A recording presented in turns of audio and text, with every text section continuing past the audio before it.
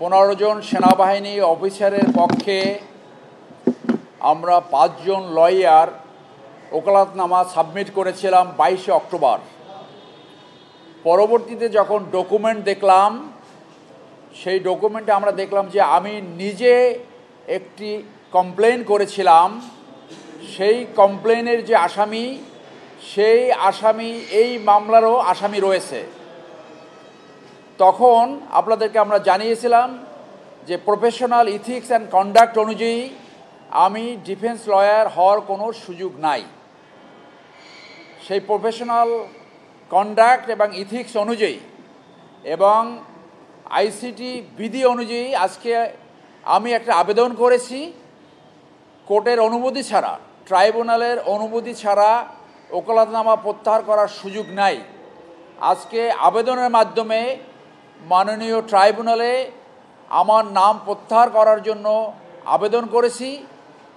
মাননীয় ট্রাইব্যুনাল সেই আবেদন গ্রহণ করেছেন, অর্থাৎ সেই ওকালতনামাটা প্রত্যাহার হয়েছে।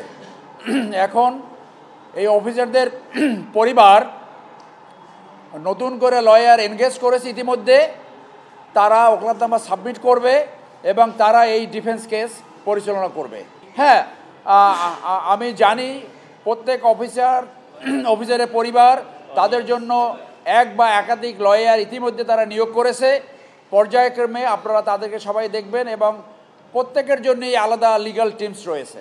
না, এই ওকালতনামাটা প্রত্যাহার হয়ে যাবে, নতুন ওকালতনামা সাবমিট করা হবে না। তখন ওই 3টে মামলাই আমরা দিয়েছিলাম শুরুতে, যে পরবর্তীতে যখন তাদের পরিবাররা আইনজীবী নিয়োগ করবে তখন আসলে এটা ভাগ হয়ে যাবে যে কে কোনটা ডিফেন্স করবে। আমি মূলত আমার কাছে আসছিল 3টি পরিবার, মেজর জেনারেল সরওয়ার এবং আপনার শামস তাবরেজ এবং হামিদ। তো আমি মূলত চেয়েছিলাম এই 3 জনকে ডিফেন্স করার জন্য।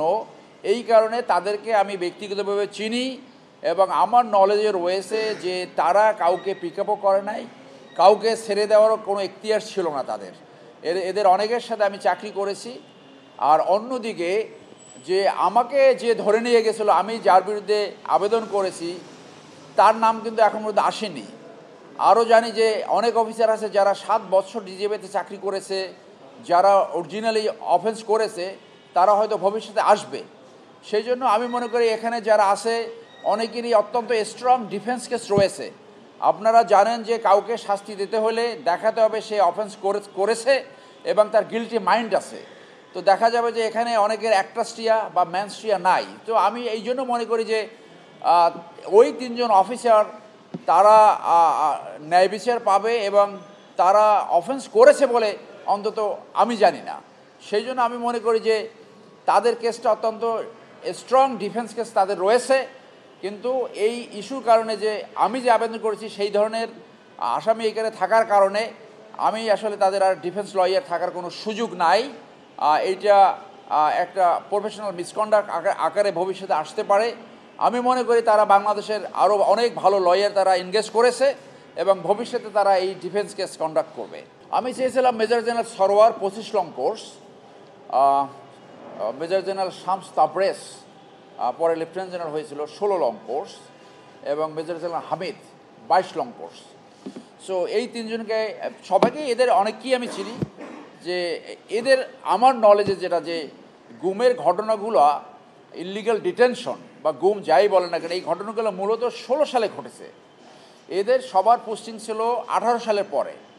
তো তাদের এইটুকু বলা যায় যে তাদের নলেজে ছিল যে এইখানে হয়তো ইলিগাল ডিটেনশন আছে ওইটুকু, কিন্তু তাদের গিল্টি মাইন্ড বা অ্যাক্ট কোথায়, এইটা তাদের ডিফেন্স কেস, এটা ভবিষ্যতে এখানে আসবে।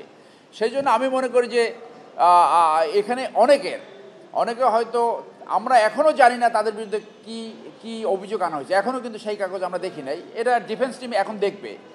তো আমাদের ব্যক্তিগত নলেজে আমাদের মনে হয়েছে যে এই 3 জন they have very strong defence case এবং কোনো মানুষকে গিল্টি বলা যাবে না আদালত কর্তৃক গিল্টি ঘোষিত আগ পর্যন্ত। সো সেই জন্য আমি ভেবেছিলাম যে এই 3 জনের ডিফেন্স লয়ার আমি কন্ডাক্ট করব, কিন্তু এখন এই একজনের নাম থাকাতে আমি আর তাদের ডিফেন্স লয়ার হওয়ার কোনো সুযোগ নাই। Thank you.